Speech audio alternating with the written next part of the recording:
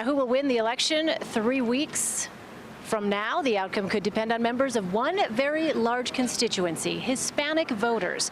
Joining me now is Leslie Sanchez, CBSN political contributor and Republican strategist, Lynda Tran, also a CBSN political contributor and a Democratic strategist, as well as Anthony Salvanto, our CBS News elections director. All right, Anthony, let's start with you so you can set the table for us here. Describe for us what it is that Hispanic voters from both parties say they would like to see from their parties, because I know you all have done some work in addressing this, in looking what issues they would like to see addressed. It's the economy, and in that sense, it's like every other voting group. Now, they also say that they haven't heard enough about it in this race. So you start there, but then you also look at the breakdowns, and you know we've got the planes going overhead here, yes, so yes. I'll shout a little louder. But you look at the breakdowns and where they're voting. There's two things that I think really strike you, Elaine. One is that in state after state, Hispanic voters say they're more motivated to vote this year than they have been in the past. And they are, at the moment, heavily voting in favor of Hillary Clinton. So part of that may be that, unlike what the Republican Party, I think, did try to do or want to do at the start of this election, where they were saying they needed to reach out more, what you're seeing in the polling now is that Hispanic voters are still going heavily Democratic. And if they're more motivated to vote, that starts to close off states like this one in Nevada, and Arizona possibly becomes competitive as well as others, and it starts to narrow Donald Trump's electoral map and forces him in sort of the upper Midwest instead. Yeah, Leslie, you and I have talked a lot about the Republican autopsy after 2012. What has the Republican Party done to try to reach out to Hispanic voters? I think there was an initial really good faith effort to get people going, not only bring people who were grass tops and grassroots community leaders, especially in a state like Nevada, putting people on the ground, talking to faith-based leaders, business community, and doing it in swing states, but also a communications operation, because when I started at the Republican National Committee, we were not communicating in Spanish. We'd never done Spanish ads, and we brought in and introduced Spanish media. And after that, the Republican Party's really been very successful at pioneering not only social, but their communication strategies. So one of it, the infrastructure issue had to change, but it was also putting in political operatives on the state level, so it's not just communicators and grass tops, but strategy people, people designing the ads, and building an infrastructure that can reach out to a very diverse Hispanic market. Okay, Lynda, let me ask you, historically, Hispanics turn out in low numbers, relatively speaking.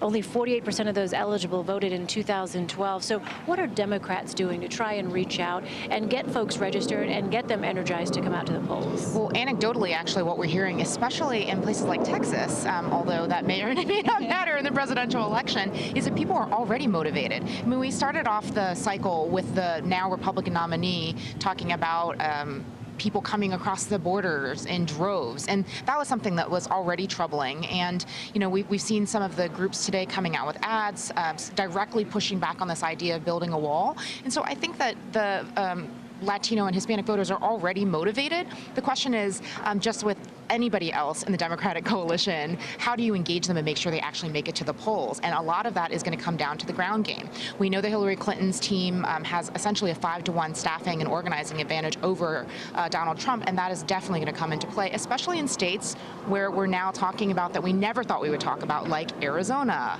Colorado, these kinds of places, Florida, certainly. So I think that there's going to be a ton of organizing. An interesting thing, though, if you think about the primary in 2008, it was Latino voters who kept Hillary Clinton competitive in states like Texas, in California, in Nevada, and particularly here with the culinary union. The one area in terms of labor that has been growing for the Democratic Party when every other area is decreasing is Latino culinary unions. And it has been something we've seen on the horizon for the last 10 years. So this cycle, you're starting to see more engagement and more money. If you follow the money into these organizations, not only for pulling money for the members, but they're going to be able to put ads up. They're going to be able to get people going door to door and get out the vote operation. I think it's still too small right now, but these compound and build over time. Anthony, you mentioned at the top that Hispanic voters, Latino voters, like other voters, are most interested in the economy and making sure that that is an issue that is addressed. What are some of the other concerns, the top 2 or 3 concerns that you have found in your polling, in your research, that Hispanic voters especially are interested in? Well, you can split it off into cultural issues and economic issues. And one of the things that was really interesting, even coming out of 2012, when 71% of the Hispanic vote went for President Obama, is that if you looked at it by income, as Hispanic voters gained in income, they were more likely to vote Republican. And that's a tell that once you get past the cultural issues, or what they might perceive as cultural issues, that you start to see a group that behaves like many other voters. Okay, so. So it's not just the economic, but one of the things that Republican autopsy said, which I found interesting just as a pollster, is that it said if the Latino electorate does not perceive that Republicans are welcoming to them in the country, then they can't get the rest of the message out. They can't get the rest of the economic message out, which the numbers tell you might have been or might be persuasive. But so far, that's where those cultural divides are. And what you often see now from a lot of the folks who are supportive of Republicans now is that they feel like that's part of, economically, that's part of what's taking their jobs. Like it's low-wage labor that is undercutting their jobs. So it's an economic component of this, not just a cultural one. Lynda, so how is that playing out then? Obviously the rhetoric from the beginning when it comes to the issue of immigration, for instance, has been very divisive.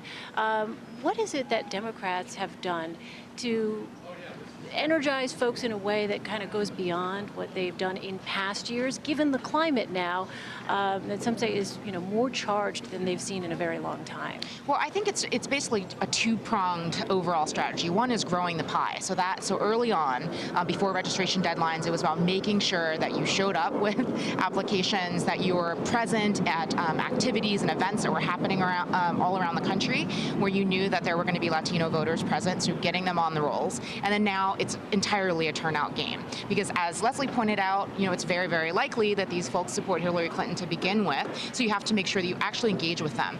And the point that Anthony's making and that the poll showed us is that it's not just about immigration. So maybe hearing Donald Trump say things that didn't feel like they were inclusive of you got you a little angry, it got you interested enough to register to vote, but now it's the question of who's going to actually do something about the issues that you really care about, those kitchen table things, the things that matter to your family and what kind of future you're able to have. And so those are the kinds of messages the Democrats have to engage with people on a one-on-one level with, whether it is through direct mail, whether it's on the doors, on the phones, online. So Leslie, let me ask you then, where does this leave? That's the Hillary Clinton plane, right when I'm about to talk, just so we know. Every time. Every time I'm about to. It's a conspiracy. I think it's an equal opportunity thing going on right now.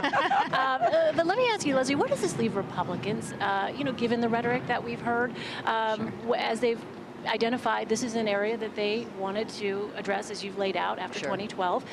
What happens now? We've been talking about this for a long time. You can go back to the 60s and the Viva Kennedy, and then you had Nixon moving forward. I mean, there's been a long, ongoing conversation. I think the takeaway is Latinos are the swing voters. They can go back and forth. About 25% of the population, not only nationally, but in this state, in battleground states, are jump balls. They can go either way. And Latinos tend to vote for the candidate, not the party. So when you have a candidate like Donald Trump, who is so caustic and so exclusive that you are not part of us, and he's defining people by ethnicity and different groups, whether they're Muslim, LGBT, the gay lesbian community, or Latinos, whatever it is, it's certainly going to create a major gap in terms of inclusion. And I think we're seeing the ramifications of that. It all starts from the top. It's the money from the candidate, the tone of the candidate, the inclusiveness of the candidate, and none of that we saw with Donald Trump. Anthony pointed out, though, that you see this interesting split when it comes to the incomes and the direct. So with that knowledge then, Leslie, just talk to me a little bit about the diversity within the quote-unquote Hispanic or Latino population, because you and I in the past have discussed how the issues of Mexican Americans will be different than the issues of Puerto Rican Americans, than the issues of other groups within that Latino community. So it's acculturation and assimilation, where you're from, how long you've been here. Anthony raised a really good point, because most people of Hispanic or Latino descent, their families came here for for political or economic freedom. It was one of the two. If you came from Mexico in the bottom, so it was about jobs and feeding your family. If you came from areas like Cuba, for example, it was about political freedom, because they were forced in many ways from their country. So it's a very different conversation when you're talking to these individuals, but it's about the opportunity of living the American dream and education and empowerment in America that drives them. So, right, everybody, they're not looking for a handout. We're looking for just a on-ramp to America's, kind of economic freedom, so to speak. The difference is, it depends on states. Like if you have a red state, we talk a lot about Texas. Now we know we get about, as Republicans, almost 40% of the Hispanic vote in Texas, but that's not the same in California. It's very different styles of leadership, very different. We have many more Republican, like a red state, and they tend to vote more conservatively. So it's splintering off not only geopolitically, but also faith institutions. You're seeing a lot more pastors now get involved as well. All right, not a monolithic group. You want to say something else? Oh, I was just going to say, as a sort of poll watcher's guide to all this, I would sort of second that, and that, we obviously only have one box to put people in, and it's Hispanic, but people of different origins, people of different countries of origin, how long people have been in the country, all of those are factors. So when you see those exit polls and you see those polls and it just says Hispanic, remember, like any other group, it's not all one block. Yes, an important point. All right, Anthony Salvanto, Lynda Tran, and Leslie Sanchez, thank you all so much.